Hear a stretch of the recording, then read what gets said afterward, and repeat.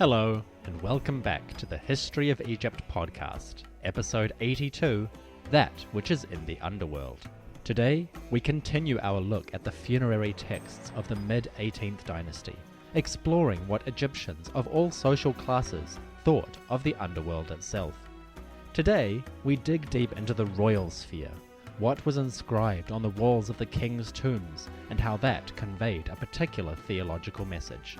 Today, we explore the text known as the Book of the Hidden Chamber, aka the Amduat.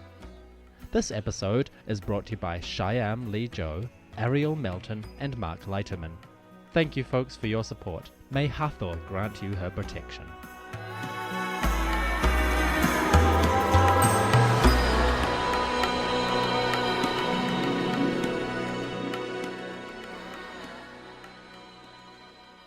The text we explore today, the Amduat, emerged around the beginning of the New Kingdom, and it was a popular subject for royal tomb paintings for many centuries afterwards. In fact, it was being used in various pieces right throughout the New Kingdom. So the Amduat, or the Book of the Hidden Chamber, is an extremely important religious text, and I think if you want to understand the funerary mindset of the ancient Egyptians, at least in this time, it's helpful to know what the Amduat is. In its basic structure, the Amduat is more like a story than the collection of spells which make up the famous Book of the Dead. The Amduat tells a particular theological narrative, the story of how the sun god Re traversed the night sky and the underworld on his way to being reborn at the horizon at each dawn. It was an incredibly important piece of decoration. And at the particular time period that we're looking at, the reign of Amenhotep II, the Amduat was one of the only religious texts used in the royal tombs. So, yeah, it's kind of important. Before we begin, let me just set the scene. The Amduat is divided into 12 chapters, each one corresponding to an hour of the night. As these chapters progress, Re, in his solar boat, moves slowly further and further into the Netherworld. He reaches the utmost depths around hours 6 and 7, and then he begins to ascend once more, heading for the eastern horizon and his final rebirth. I'm going to go through the hours sequentially one by one, with a small pluck of the musical chords to signify when we're transitioning. Now then, let's begin.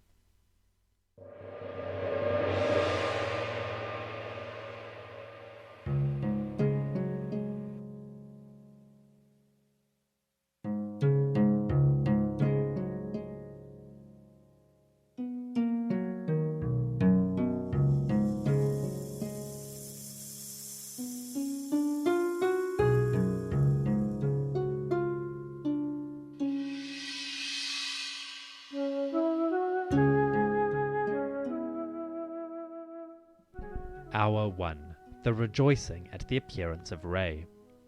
As Re crossed the western horizon and sank beyond the earthly realm down into the depths of the Netherworld, his light shone upon a vast expanse of territory within the depths of the Nether. As this light beamed down upon them, dozens of gods who were living within the darkness awoke and arose in order to offer praise to the coming of the sun. It seems that this first hour of the underworld was utterly dark, and only with the appearance of Re did these beings experience any kind of light or visibility. So as you can guess, the coming of Re was a fantastic moment for them.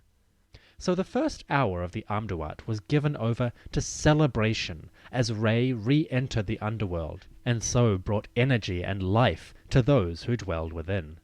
These gods and goddesses of the first hour took the form of baboons, jackals, serpents, and ordinary men and women. They stood upon the banks of the celestial Nile, the river which ran through the underworld, just as the Nile ran through Egypt. As they stood on the banks, they watched Re's boat appearing on the river, and they lifted their arms in rejoicing. Re had returned to banish darkness. The night had become the day. The boat of Re was guarded by his entourage, a series of gods who carried swords or serpents in order to protect Re from any dangers. These gods and goddesses took various forms, but the most important member of Re's bodyguard was the goddess Ma'at. Ma'at, the goddess of truth and order, stood before the boat of Re in order to clear the way, and to remind all who looked upon the sun god that her power, the power of order, was here even in the depths of the underworld. The appearance of Ma'at was so important, so crucial to establishing the rules of the underworld, that she actually appears in the first hour twice. There are two versions of Ma'at, each identical, standing side by side. This came from the Egyptians' love of duality, of, wherever possible, representing major concepts in duplicate.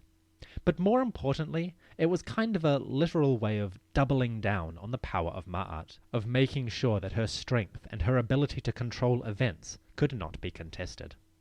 With Ma'at coming forth, and all of the gods rejoicing at Re's arrival, the first hour now came to its conclusion.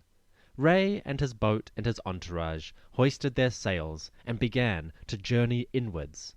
Now they were approaching the depths of the nether itself.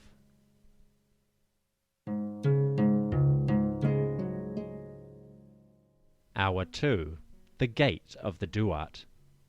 As the second hour began, Re and his companions entered into what might be considered the underworld proper. The first hour was sort of a waiting room for the deceased. The second hour was where the Netherworld, the Duat, actually began in earnest. The second hour was depicted as a realm of abundance. It featured a great lake or sea called Werness, and as Re's boat sailed upon it, all the deceased now came forth in order to receive the blessings of the god. The second hour was when Re began to fulfill his duties as a kind of patron and benefactor to the souls of the deceased. As Re passed into the second hour, a great horde of people now came forward. These were the blessed dead, those who had passed into the underworld and now lived within the depths of the Duat. They were not kings, merely ordinary folk, and they could not necessarily rely on their relatives or families in the living world to pass on offerings to them, and so give their souls energy. Recognizing this issue, the Egyptian theologians inserted this section where Re gave abundance to those who could not afford it for themselves. In this way, the sun god took care of all, rich or poor, in order to make sure that everyone was looked after in the nether. So the second hour was a realm of prosperity, kind of a mirror image of the earthly Nile Valley. If life in the Nile Valley was supposedly a paradise on earth, well, the second hour of the Duat was a paradise in paradise.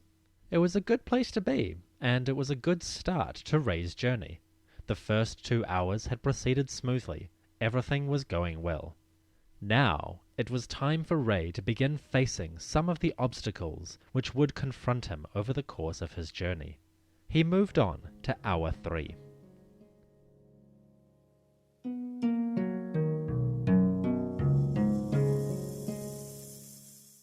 Hour 3.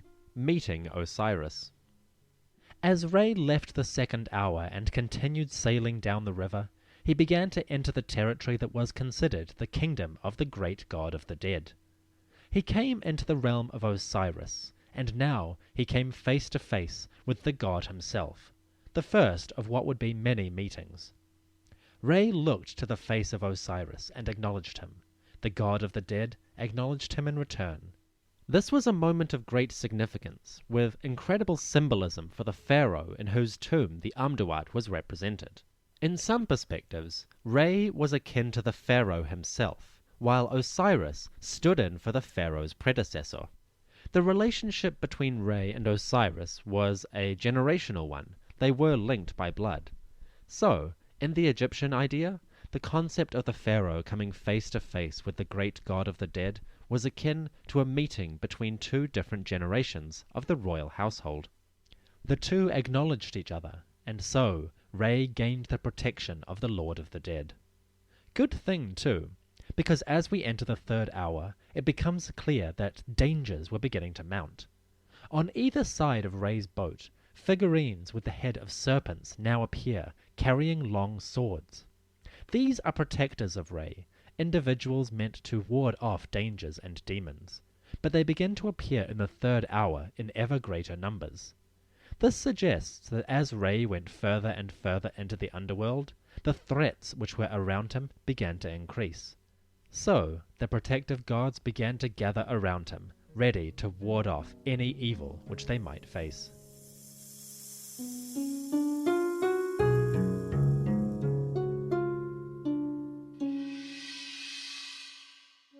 Hour 4. The Great Desert. Ray now left the prosperous and comfortable lands of the first 3 hours, and entered into a space known as the Desert of Roset Jau. More specifically, this was called the Land of Sokar, who is upon his sand. Here, Ray was entering into a world of monsters and demons, of unbearable thirst and great danger all around.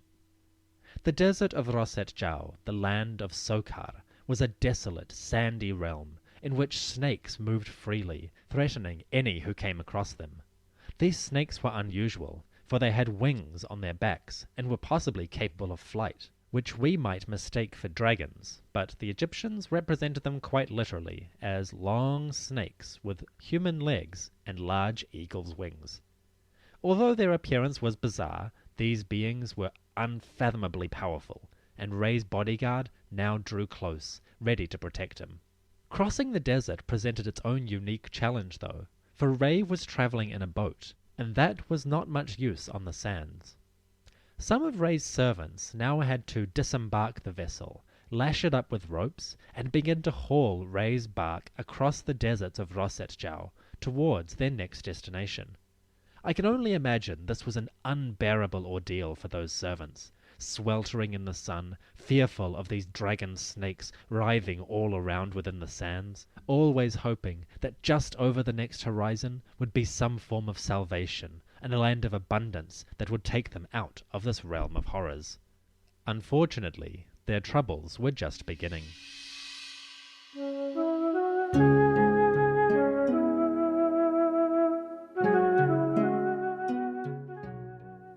Hour 5. The Crossroads. The 5th hour of the Amduat is represented in a very unusual fashion for Egyptian art. It's presented as a sort of road, one which crisscrosses itself in a large X. In other words, it forms a large intersection taking place near the very center of the underworld. This central crossing contained all the main elements of the Duat. It formed a microcosm of the underworld as a whole. As the Egyptians represented it, this intersection in the 5th hour contained everything like the grave of Osiris, Isis and Nephthys mourning over it, also a great scarab beetle who would represent the sun's rebirth at the end of this journey. Then there were beings called slaughterers, serpents who could threaten the sun god and try to destroy his progress. Finally, right at the bottom is the cavern of the god Sokar, protected by 2 sphinxes. In this instance, Sokar is treated as a union between Re and Osiris, so his appearance is sort of a shorthand for that relationship between Re and Osiris which I just mentioned. In other words, the 5th hour is a total encapsulation of everything which would happen within the Amduat journey. As you can imagine, this made it a popular choice for more abbreviated versions which appeared in some royal tombs. If you didn't have space to represent the full 12 hours, as was ideal, you could, theoretically, just put the 5th hour on the walls of your tomb, and have that fill in the gaps. The 5th hour was like a summary chapter of the entire book. It was an important stopping place for Re, for everything was contained within here, and all the power, all the magic of his journey could be released from this one moment. But although Re was now renewing his magic and reconcentrating his power, his troubles were not yet over. As he came to the 6th hour, Re was about to come face to face with his own mortality. So, the solar bark continued its journey, and Re approached his death.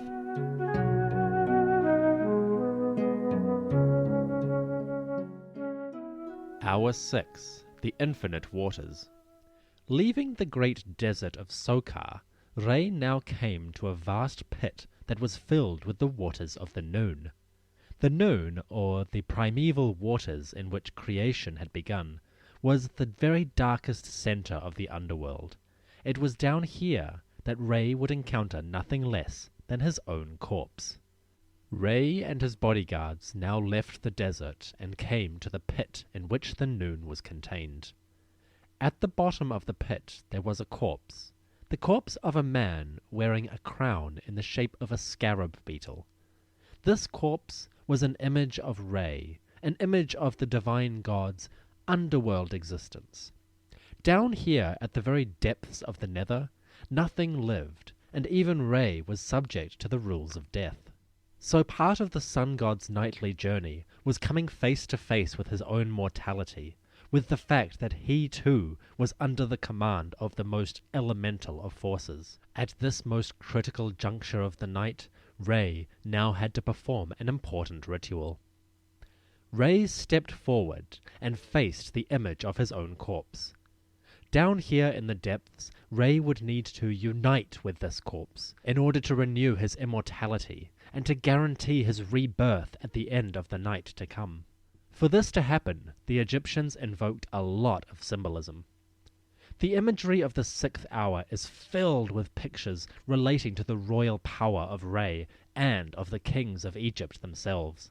It is only in the 6th hour, down in the depths of the Noon, that the pharaohs of Egypt appear as immortal beings.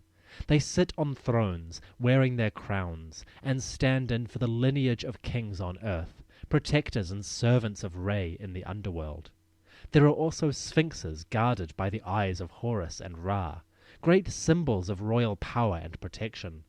Thoth is there as a baboon seated upon a throne. He is providing wisdom for Re and giving him the knowledge he will need to complete his union. Finally, the whole affair is watched over by a number of guardians. These guardians take the form of serpents carrying large swords, and also royal scepters, the crook, which represents the Egyptian hieroglyph Heka, or to rule. These Heka crooks carry large swords and wear crowns, representing the idea that down here in the depths of the Noon, the power of the kings of Egypt stands watchful guard over Re's great ritual. Re's boat approaches his burial mound. The god himself comes face to face with his corpse, and so the soul of Re and the body of the god are united as one, and the rejuvenation of the land can begin. Now the mound shines forth with the light of the sun, a brilliant spectacle which causes all the gods to rejoice for his rebirth. Re is back. His power has been renewed, and he is ready to begin his journey towards the upper world, ready to begin the day anew in just a few hours. Now, Re moves on to the 7th hour, where it is time to unleash his power on the enemies of order, to destroy those who would threaten his creation.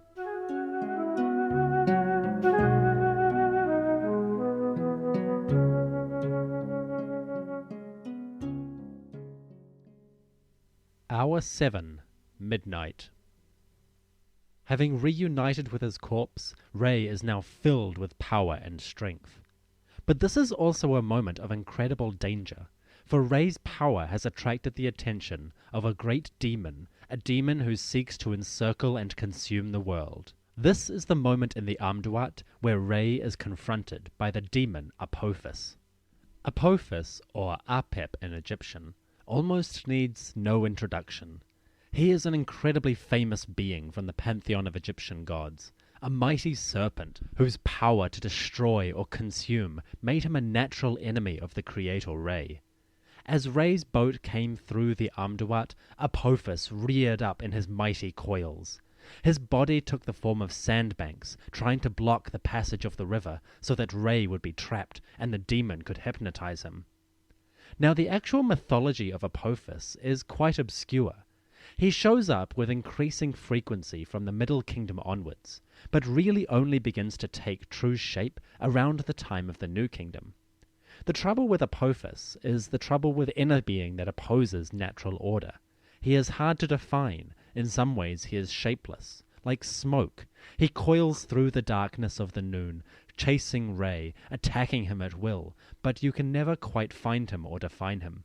For simplicity's sake, we should imagine him as a giant serpent, for that was how the Egyptians represented him in a literal sense. In the 7th hour of the Amduat, Apophis comes forth to try and block the river.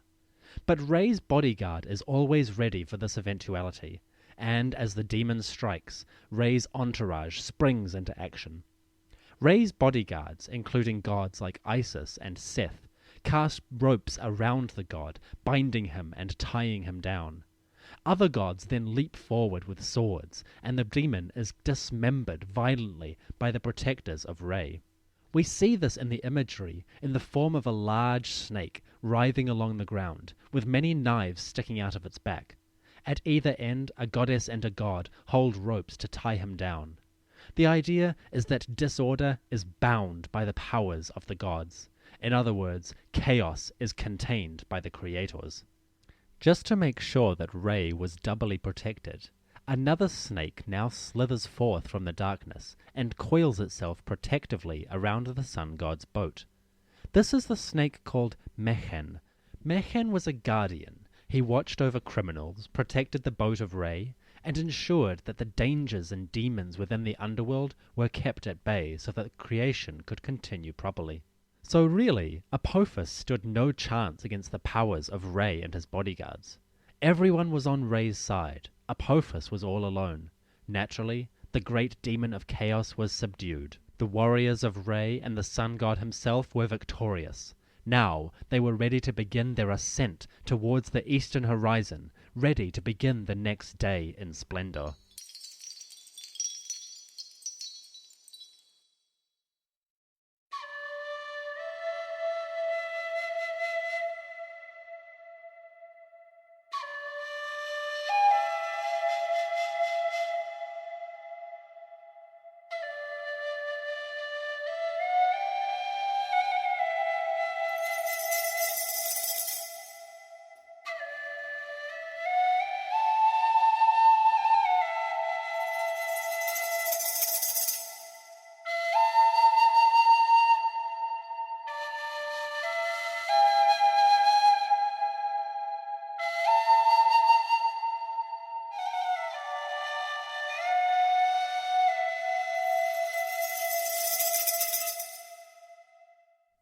Welcome back. Hour number 8, the giving of clothes. Having triumphed over the elements of disorder and chaos, Ray now returns to a well-organized, properly planned world. This is the 8th hour, a series of caverns which are guarded by mighty beings who sit on top of the hieroglyphs for cloth. This hour is concerned primarily with Ray dispensing clothing to some of the divine beings. If you want to think of this literally, it might reflect how priests in the temples of Egypt would clothe the statues of the gods on a daily basis. It seems as though clothing the gods was an important element of their daily rejuvenation. So, as Ray emerges from the darkness of the noon, one of his first duties is to make sure that the great beings of the underworld are given their proper raiment. Apart from the dispensing of clothes, the rest of the 8th hour is somewhat unremarkable. So, let's move on.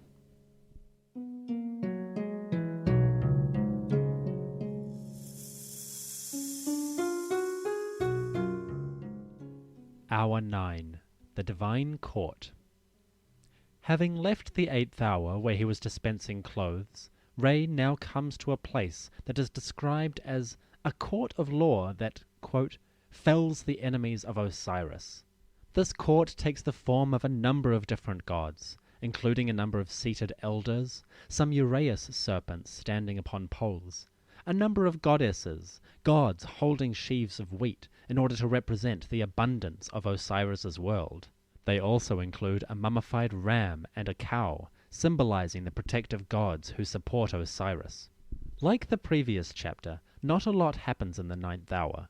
It seems as though, having left the waters of the noon, Ray was now gathering the loyal ones around him before making his final stretch towards the eastern horizon. So, having gathered those who were loyal, Ray now moved forward into the 10th hour.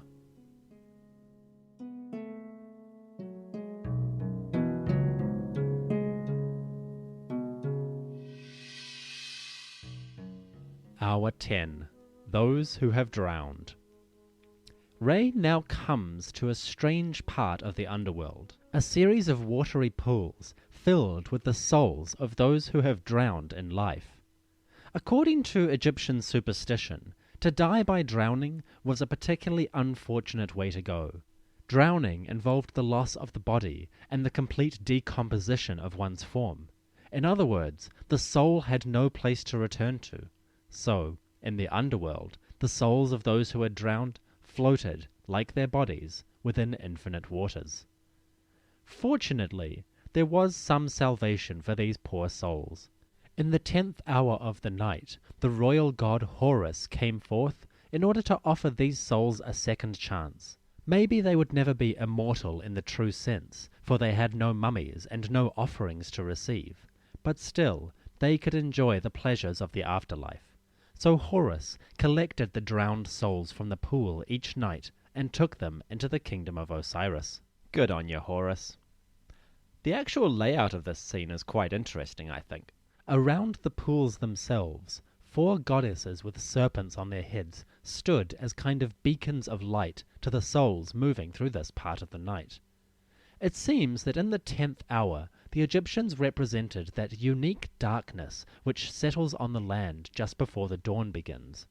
These 4 goddesses stood in the pitch black with golden serpents on their heads in order to light the way for those around them. Re was moving through the darkest part of the night, a time of utter blackness when no one could see.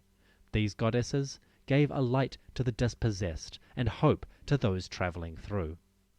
Under the bloom of these divine lampposts, Re and his entourage now began their preparations for the dawn, which was just on the horizon, so to speak.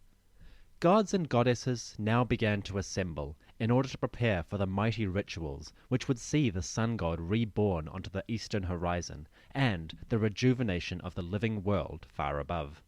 Re now approached the 11th hour.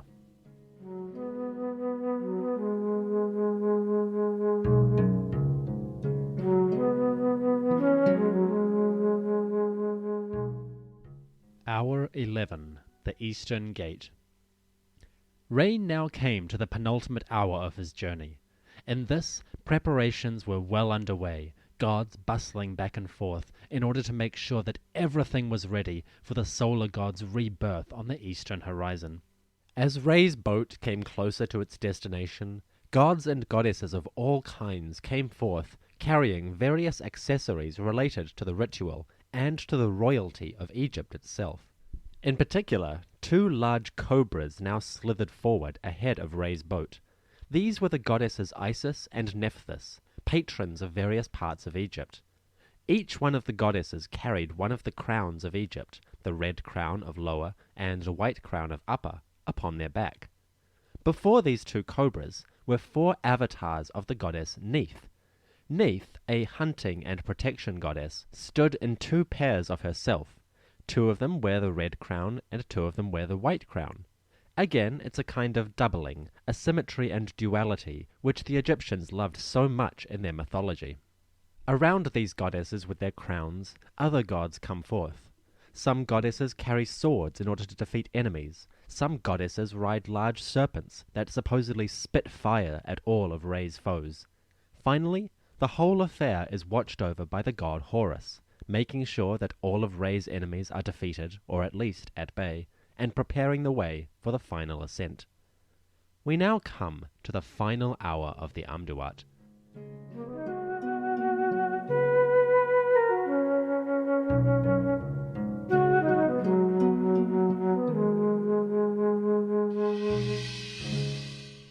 Hour 12, the birth. As Re's boat approached the final stage, the eastern horizon, his entourage grew exponentially. The souls of the blessed dead now came forth, numbering in the millions.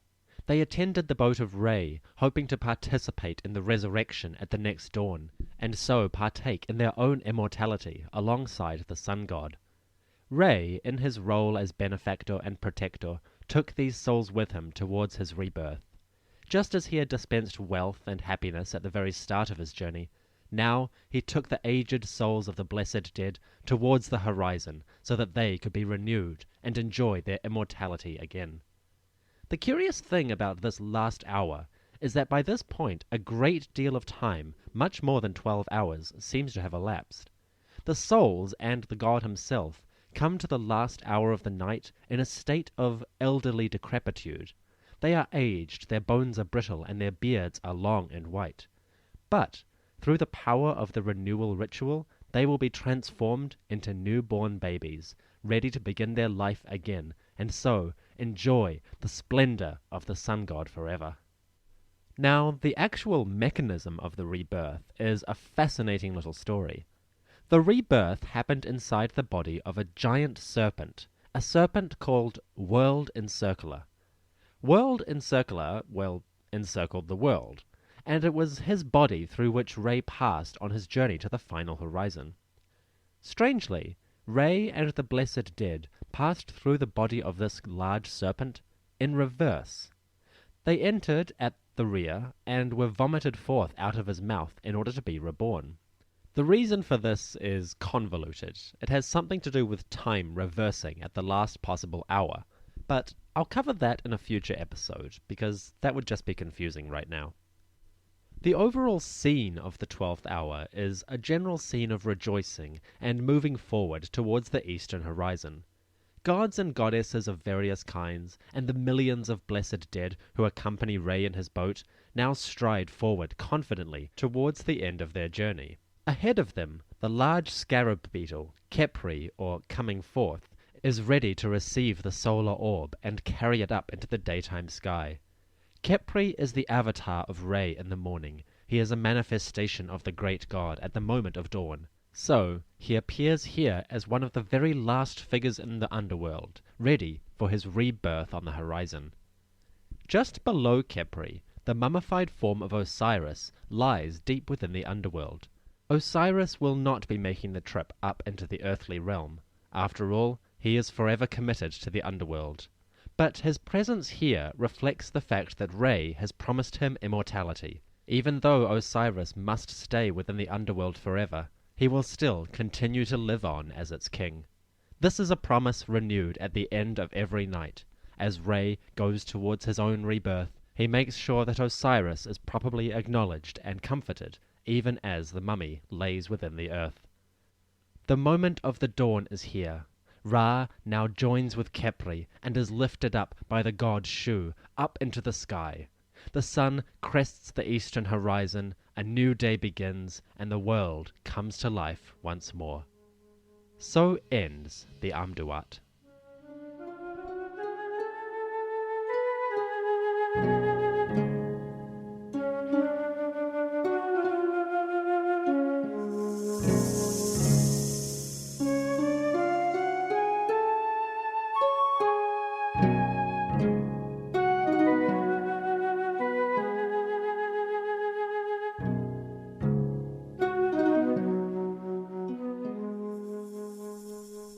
On the next episode of the History of Egypt, we're going to return to the historical narrative.